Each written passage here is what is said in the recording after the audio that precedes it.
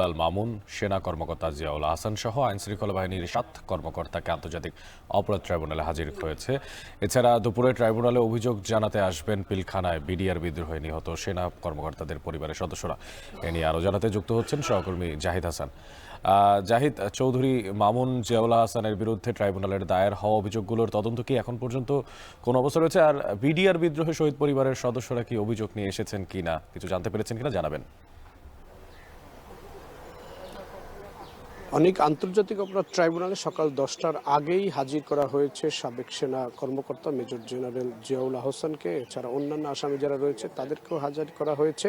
এদের বিরুদ্ধে জুলাই আগস্টের যেই ছাত্র জনতার আন্দোলন হয়েছিল, সেই আন্দোলনে ঢাকা মহানগরে বিভিন্ন এলাকায় যে হত্যাকাণ্ডগুলো হয়েছে, সেই হত্যা মামলাগুলোর অভিযোগে তারা এখানে আসামি হয়েছেন এবং তাদের বিরুদ্ধে যে আইনশৃঙ্খলা বাহিনীর যে কর্মকর্তাদের আজকে এখানে হাজির করা হয়েছে, যাদের বিষয়ে শুনানি রয়েছে, এই সাবেক আইজিপি আব্দুল্লাল মামুন, সাবেক যে অতিরিক্ত পুলিশ কমিশনার ছিলেন, উপ পুলিশ কমিশনার ছিলেন মিরপুর অঞ্চলের জসিমউদ্দিন মোল্লা, এছাড়া সাভার অঞ্চলে যে অতিরিক্ত পুলিশ সুপার ছিলেন আব্দুল্লাল কাফি সহ যেই কর্মকর্তাদের আনা হয়েছে, তাদের সবার বিরুদ্ধে সুনির্দিষ্ট অভিযোগে মামলা হয়েছে, হত্যা মামলা হয়েছে। তারা এর আগেও তাদেরকে ট্রাইব্যুনালে হাজির করা হয়েছে। আজকে তাদের সেই মামলার তদন্তের অগ্রগতি সম্পর্কে এবং তাদের অভিযোগের অগ্রগতি সম্পর্কে ট্রাইব্যুনালকে জানানো হবে, এই জন্য তাদেরকে হাজির করা হয়েছে। এবং এখানে তাদের হাজির করাকে কেন্দ্র করে এই ট্রাইব্যুনালের যেই গতানুগতিক যে নিরাপত্তা, সেই নিরাপত্তা নেওয়া হয়েছে। আইনশৃঙ্খলা বাহিনীর বিশেষ করে পুলিশের যে সতর্ক অবস্থান রয়েছে, এছাড়া প্রবেশাধিকারের ক্ষেত্রে যে নিয়মকানুনগুলো রয়েছে, সেগুলো প্রতিদিন মানা হচ্ছে।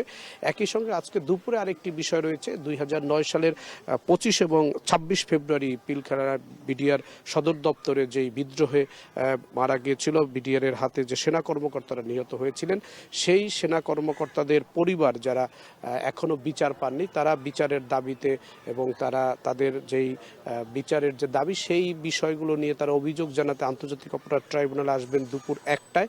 এবং প্রধান যে প্রসিকিউটর রয়েছেন, চিফ প্রসিকিউটর যে কার্যালয় রয়েছে, সেখানে তারা এই অভিযোগ জানিয়ে যাবেন। এখান থেকে অভিযোগটি জানানোর পরে তারা হয়তো গণমাধ্যমের সাথেও কথা বলবেন যে তারা মূলত কি চান এবং তাদের মূল দাবি দেওয়া কি, সে বিষয়গুলো তারা যখন আসবেন তখন আমরা জানতে পারবো।